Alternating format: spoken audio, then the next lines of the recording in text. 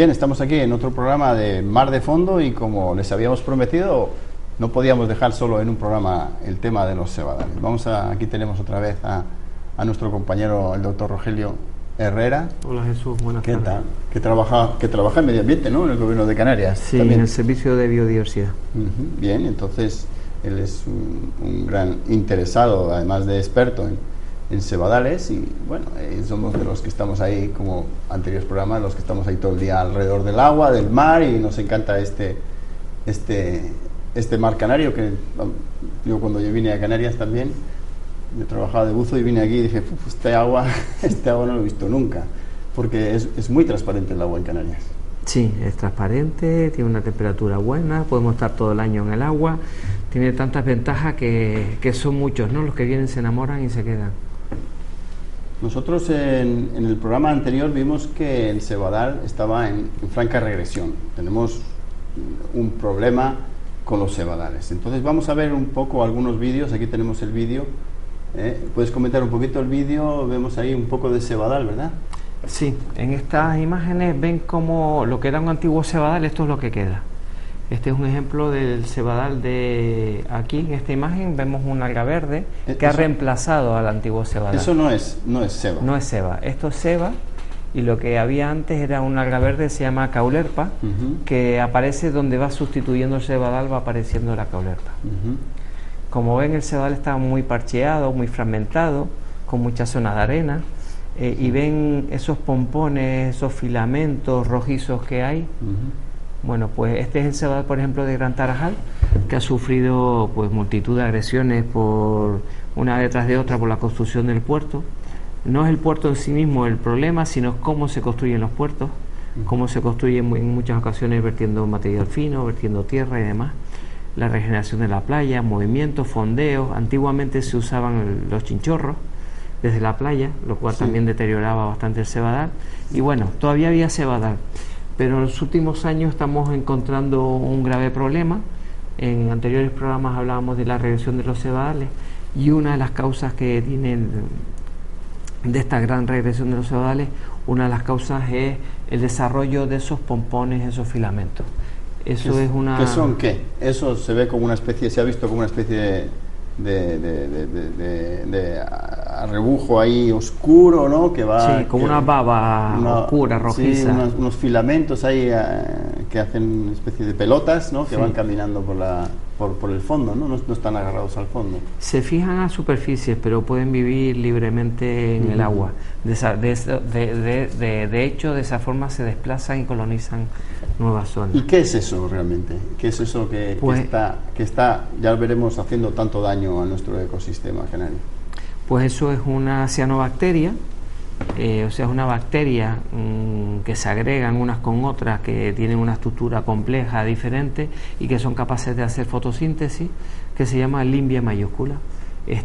Se encuentra en Canarias desde hace pues prácticamente un siglo o más de un siglo que está citada en Canarias, pero es ahora, a partir del año 2008, cuando hemos encontrado que presenta floraciones, o sea que se reproduce a gran velocidad y que es capaz de cubrir amplias superficies del fondo, tanto rocoso como arenoso. Entonces no tenemos ahí, no es ni una planta como el cebadal, ni tampoco es un alga normal, ¿no? Tenemos otra cosa diferente. No, eso es como una cianobacteria que se van agregando las células y forman esos filamentos que van colonizando y tapando absolutamente todo el sustrato. Eso que vemos oscuro, en la imagen, eso que vemos oscuro... Esto, por ejemplo, es era el cebadal de Morrojable. Esto era antiguamente todo un cebadal. Limbia se depositó, se desarrolló, tapó completamente las hojas e impidió que el cebadal pudiera realizar sus funciones, y murió el cebadal. Ha desaparecido. Por eso, ponlo por favor otra vez. Sí. Por eso puedes ver como lo que era un cebadal ahora es un fondo desnudo, pobre, desnudo, quedan restos de limbia depositado, hay alguna hoja fina intentando salir del sustrato y intentando crecer, como en este caso. Aquí vemos el cebadal, y agarrado al cebadal están todas estas pelotas negras que se van agarrando Y como ven, ya no queda nada, no hay vida. Porque además la limbia tiene multitud de productos tóxicos. Se reconocen hasta 200 productos. Entonces, eso es parte de las herramientas que utilizan las especies para competir unas con otras. En el caso de limbia es una máquina, tienes multitud de productos, de metabolitos, de productos tóxicos, y eso hace que sea tóxica para la vida. Los animales huyen, se van. Desplaza a todo lo que toca. Eso es, por eso se queda el fondo completamente pelado. Muere el cebadal, pero además no hay nada más. No muere, queda todo como lo estamos viendo, queda solo limbia, ¿no? Que es la que va a, en el peor de los casos, si todo esto sigue así, a sustituir esos cebadales que teníamos nosotros. Eso es. Se produce desde el año 2008, el año más fuerte porque se produce, hemos comprobado, estamos todavía estudiándolo, estamos trabajando en ello desde entonces, pero es un fenómeno bastante complejo. Hemos comprobado cómo la especie se reproduce y se expande durante el verano, cuando la temperatura del agua empieza a incrementar, y se va expandiendo y va cubriendo las islas orientales, principalmente Lanzarote, Fuerteventura y Gran Canaria. Entonces, en las zonas más calmadas, de menor oleaje, y cuando aumenta la temperatura, se desarrolla, cubre fondos. Este es el caso del cebadal del Risco. Sí, ahora lo ponemos. Este es un caso, en las imágenes anteriores de Morrojable veíamos cuando ya el cebadal había desaparecido. En esta estamos viendo una etapa intermedia, donde ha habido una floración de limbia, o sea, ha crecido a gran velocidad, y está recubriendo el cebadal de Risco del Paso en Jandía, en Fuerteventura. Como ven, ahí todavía hay cebadal, ya tiene menos densidad, y en la base y en las hojas está totalmente recubierto de estos penachos. Hay que decir que la limbia es una cianobacteria, como tú has dicho, o sea que son pequeñas agrupaciones de bacterias que al final forman algo sustancioso, es decir, algo. Uno no pensaba que las bacterias, pudiera haber bacterias a simple vista, pues aquí las podemos ver, ¿no? Aquí están. Estos son filamentos formados por una infinidad de bacterias, una pegada a otra. Eso es, tiene una estructura que les permite moverse la columna de agua, el oleaje llega, las desprende, se mueven, con lo cual se desplazan a través y pueden colonizar nuevos lugares a kilómetros, llegan, se fijan al sustrato y vuelven a crecer y se van reproduciendo, como ven, tapizando completamente el lecho. La verdad que da miedo verlo esto así, da una pena tremenda. Comparado esto con las imágenes que hemos visto en otras ocasiones de cebadales. De cebadales que estaban ahí todos verdes y florecientes. Se te cae el alma a los pies cuando llegas al fondo y ves esto. Sí, eso es tremendo, ¿no? Entonces, dices que ha aparecido sobre el 2008, ¿antes no existía en Canarias? Estaba, pero no crecía de esta forma. O sea, le estamos poniendo algunas condiciones buenas, ¿no? Sí, digamos. Sí, digamos que está aprovechando. Hay una clara, que es el aumento de la temperatura del agua de mar, el cambio global, el cambio climático. Esa es una clara. Estamos viendo cómo puede estar utilizando las calimas y la disponibilidad de hierro en el polvo en suspensión. Pero además está claro que para desarrollarse de esa forma necesita comida. Y aparte de hierro necesita nitrógeno y fósforo. ¿Y de dónde le llega ese nitrógeno y fósforo? Pues en parte le llega a través de lo que vertemos de las aguas residuales al mar. Exactamente, aquí tenemos un gran problema y hemos hablado en varios programas de lo mismo. Nosotros estamos vertiendo aguas residuales al mar sin depuración. Ahora se empieza a admitir abiertamente, ya se empieza a admitir abiertamente, incluso por los consejos insulares de agua y por los servicios hidráulicos. Ya no nadie puede sostener que no estamos vertiendo aguas residuales al mar. Estamos modificando las condiciones ambientales, es decir, estamos echando cosas que antes no había. Al echar cosas que antes no había, el mar está cambiando y hay otros organismos que van a aprovechar esos cambios, es decir, los organismos que teníamos antes aquí no están habituados a eso. Entonces, le cambiamos las condiciones y siempre hay alguno que aprovecha eso y empieza a desarrollar, ¿no? Y entonces estamos cambiando el ecosistema canario y casi siempre nos viene mal, ¿no? Sí, esto muchas veces el cambio climático en algunos lugares pues está beneficiando, porque desaparecen unas especies, pero puede aparecer otra con mayor interés comercial, puedes explotar nuevas especies y demás.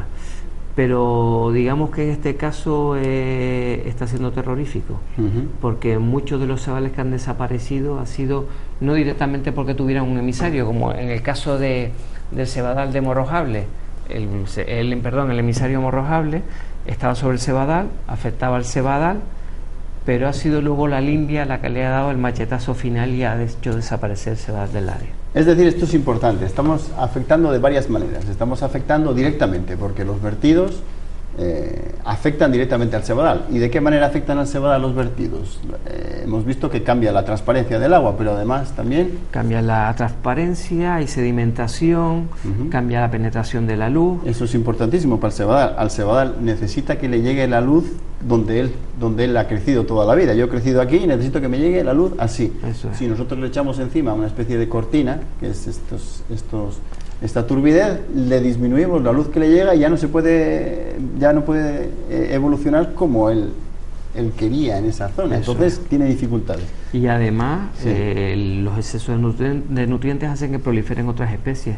Esas especies se fijan a las hojas de los cebadales y terminan impidiendo que realice la Y fotosíntesis. los debilitan. Es decir, nosotros con nuestras aguas residuales estamos echando fertilizantes. Es decir, uno tiene su campito y empieza a echar fertilizante y ya empieza a crecer hierba sin control, ¿no? Eso Entonces, es. esto es lo que tenemos nosotros. Ahora un crecimiento de diferentes cosas que no nos interesa. No Eso. tenemos papas, tenemos todo el resto, ¿no? Entonces, estos efectos directos que tiene un vertido tiene efectos directos sobre el cebadal, es decir, lo mata, le hace daño, pero es que además tiene estos efectos indirectos tan desagradables para todo el mundo, que es, en este caso, eso es uno de los casos, es la limbia que tiene, como hemos visto, digamos, una afección directa al cebadal. Es decir, cambiamos las condiciones, vienen otros y esos otros no nos gustan, ¿no? Porque la limbia también incluso da urticaria. Sí, es que ahí no termina la historia, o sea, afecta al cebadal, o sea, afecta a nuestro ecosistema, nuestros recursos pesqueros y demás, pero de hecho esa cantidad de compuestos tóxicos que tiene la limbia, cuando llegan el mar de fondo a partir de las mareas del Pino, Sí. o sea, empiezan las mareas en septiembre, los temporales, esa limbia se desprende fácilmente del cebadal y llega a la orilla junto con todas las algas que arrastra. Esas acumulaciones de algas con limbia, con toda esa carga tóxica que tiene, pues afecta al baño. En las zonas de baño donde haya mucha cantidad, pues ahí puede haber urticarias, problemas en la piel, además, cuando se descomponen, los aerosoles también son tóxicos a la inhalación. De hecho, en muchos lugares del mundo hay verdaderos problemas por ello, por los aerosoles de la descomposición. De la descomposición de estas especies. Esa es, de la limbia, junto con todas las algas, pero la limbia, los aerosoles de la limbia, cuando llega a la orilla como arribazones. Fíjense que estamos en un tema muy... digamos, ya empieza a ser como yo ya he dicho en varias ocasiones, no solo estamos ya acabando con el ecosistema, sino que estamos agrediéndonos a nosotros mismos. Es decir, ya empezamos a tener cosas como la limbia que nos da urticaria e incluso puede darnos a una reacción muy fuerte. Sí, el mar te lo devuelve. Nosotros agredimos y el mar nos devuelve de alguna forma.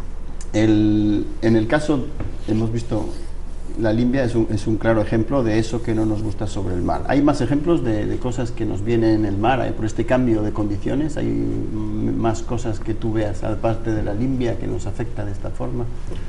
Y principalmente, si tenemos los ecosistemas en buen estado de salud, son capaces de resistir las agresiones, el cambio climático, etcétera, con mayor facilidad.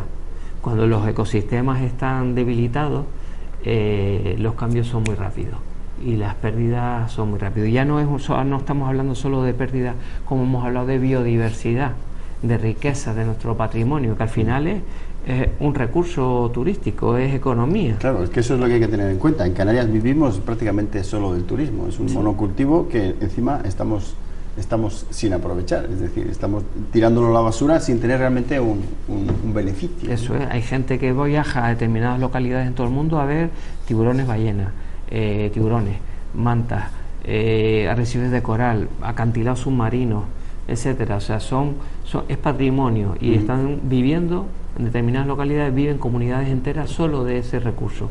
Nosotros nos estamos deshaciendo de todos los nuestros y estamos perdiéndonos a gran velocidad. Porque además cada vez va a ser más difícil encontrar en el mundo un sitio bueno para, por ejemplo, cuando yo me muevo por ahí, me preguntaban, ¿y cómo está la calidad de las aguas canarias? Porque ya la gente que va de turismo quiere buscar aguas sin contaminación.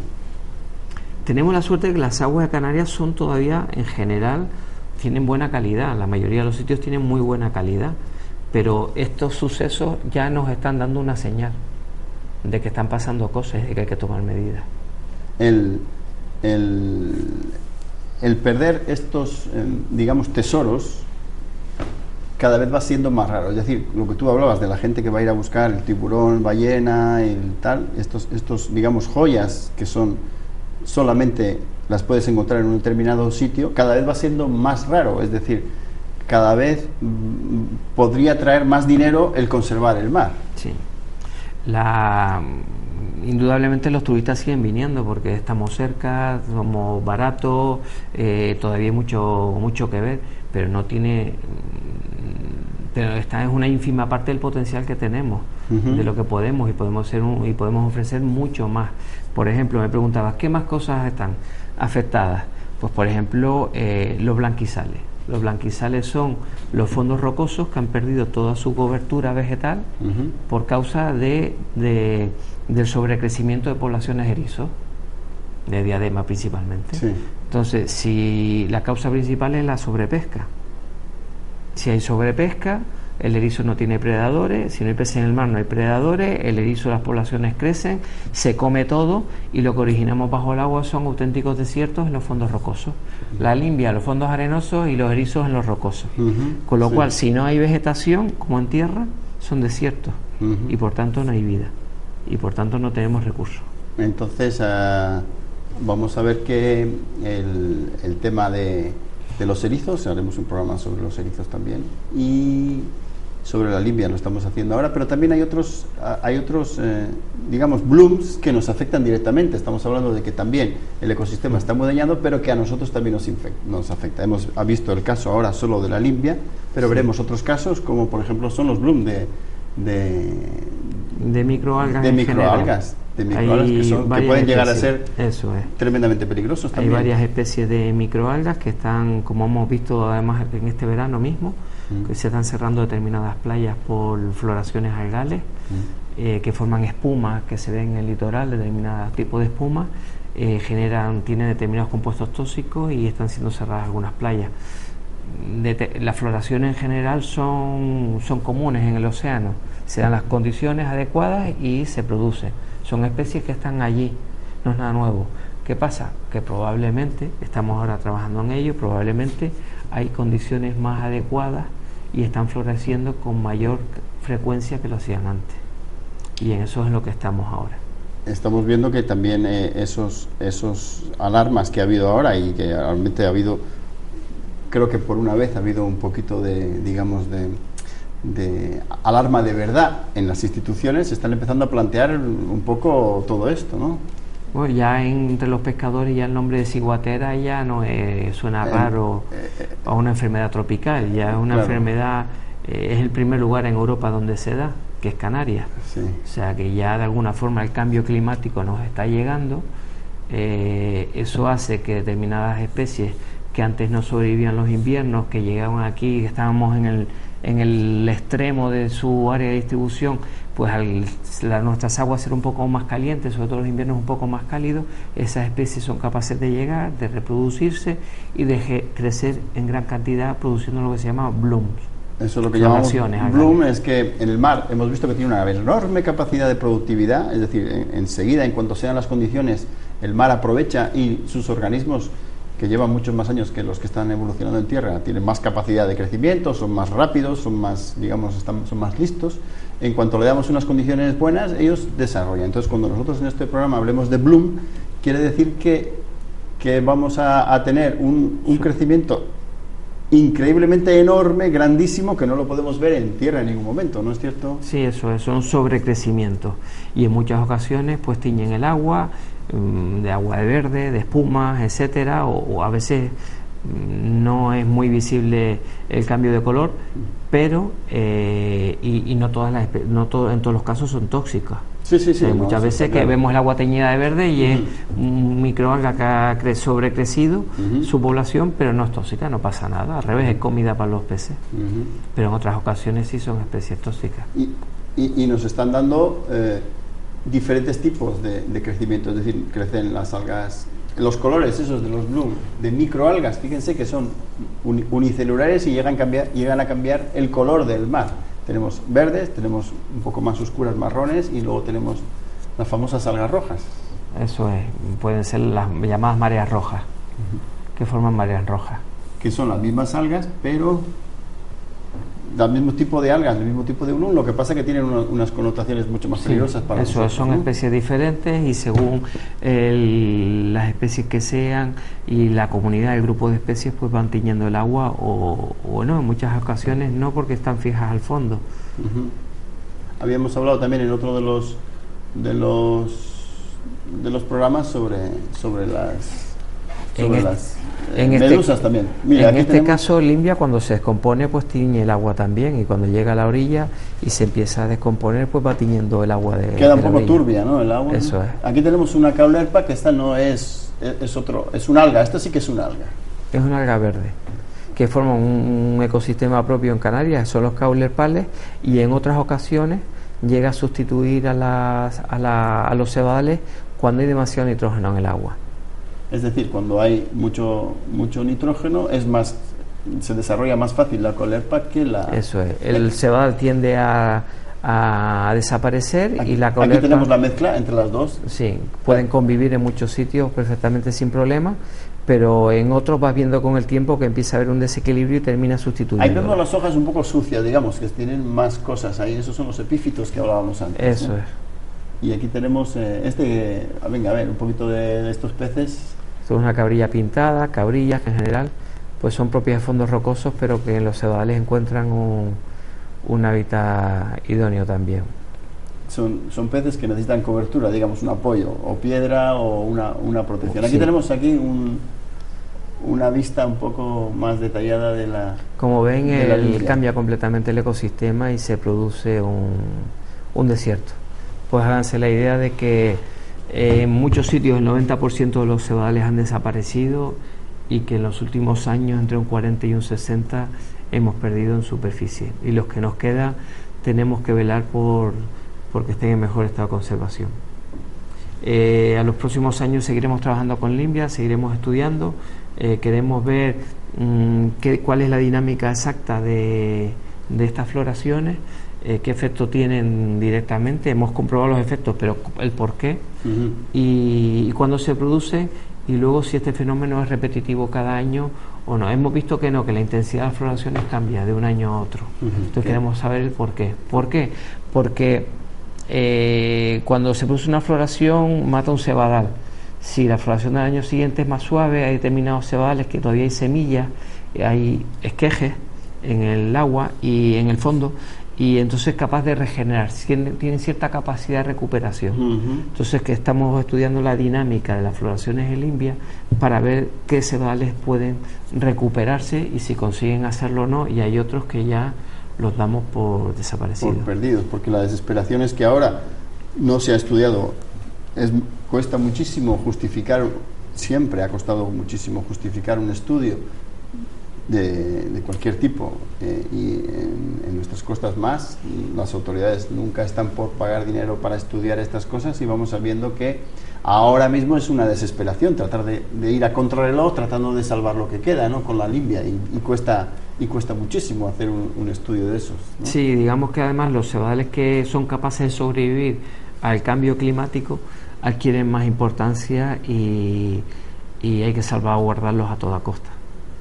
En el caso de la Limbia, como vemos ahora, cuando se habla de floración, realmente uno no puede esperar que sea lo mismo que estamos hablando nosotros. Se habla de floración en sentido técnico, ¿no? Pero no, realmente eso no tiene flores, no florece ni nada, ¿no? Sino que simplemente crece mucho y luego digamos que no es que desaparezca, pero baja su vienen los temporales y lo que hacen es, como está adherido suavemente sobre la superficie, sobre el fondo, formando un tapiz, cuando viene el oleaje, lo que produce es que lo resuspende todo y o lo lleva a la orilla o lo dispersa. Con lo cual el oleaje destruye directamente esa unión de diferentes bacterias, que es muy ligera. Cuando yo he tocado eso, se te queda en nada, lo tratas de coger y se rompe. Bueno, entonces, cuando la floración sucede, el calentamiento del agua es tarde y no tiene los nutrientes adecuados, la floración sucede tarde y hay temporales ese invierno. El tiempo que está actuando la limbia y machacando los hábitats está reducido a unos meses. Cuando el invierno es cálido, la floración puede ocurrir desde marzo, como lo comprobamos en el 2011. Claro, desde marzo a septiembre. Hay mucho tiempo y termina matando el hábitat, el ecosistema, las plantas, todo. Todo el ecosistema. Porque en los fondos rocosos se da igual y tapiza y mata también la vegetación. Claro, que también estamos viendo que estos en los fondos arenosos, también en los fondos rocosos, también tienen la misma incidencia. Llega ahí y donde toca limbia prácticamente no crece nada, ¿no? No, todos huyen. Todos huyen. Y el que no puede huir fétida, muere, todos huyen, todos se van de ahí. Y, por ejemplo, las algas y los organismos que están pegados a las piedras no pueden huir, entonces muere. Los mata. Sí. Muy bien, pues vamos a ver, el tema es tremendamente delicado. Nos gustaría dar siempre buenas noticias, pero desafortunadamente en este programa muy pocos momentos vamos a darles buenas noticias. Bueno, para concienciar y cambiar nuestros usos, de alguna forma hay que enseñar lo que está pasando. Exactamente. Lo que no se puede es ocultar toda esta información, que si hubiera estado a la luz pública durante más tiempo, las autoridades hubieran podido cambiar de actitud y poder, digamos, prever todo este desastre que estamos hablando. Es decir, también en este programa estamos digamos, tratando de cambiar un poquito hábitos, viendo la importancia de que cada uno respete un poquito más el mar, tire menos basura, gaste menos agua y use menos el coche, que parecen cosas que son tontas, pero estamos demostrando que pequeñas incidencias pueden ser muy positivas. Gracias, Rogelio, te esperamos en otro momento, cuando quieras. Gracias, Jesús, encantado, por venir, cuando quiera. Y espero que